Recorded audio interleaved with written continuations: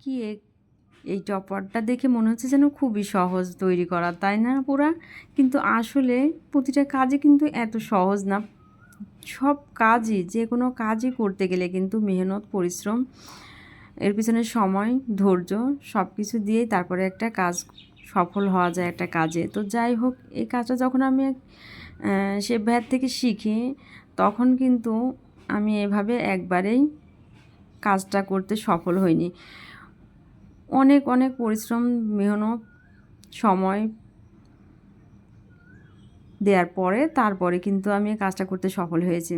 তো যখন এই কাজ আমি যখন এই ট্রেনিংটায় যাই, তখন আসলে যে আপুরা সাথে ছিল সবাই কিন্তু একরকম ধৈর্যহারা হয়ে অনেক আপুরা বাসাতে চলেই গেল। তো শেফ ভাইয়া বলছিল যে, আপু সবাই তো একে একে চলে যাচ্ছে, তো আপনি এভাবে কাজের পিছনে একভাবে লেগেই আছেন, আপনিও না হয় বাদ দেন আপু, আপনিও আসলে সম্ভব সবার দ্বারাই হবে না।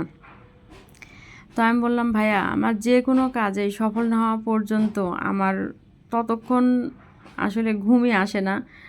তো আমি এই জন্যে লেগে আছি। ইনশাল্লাহ আল্লাহ যদি চায় অবশ্যই আমি সফল হব। সবই খোদা তাআলার ইচ্ছা। তো এভাবে আমি বেশি বেশি প্র্যাকটিসের উপরেই ছিলাম।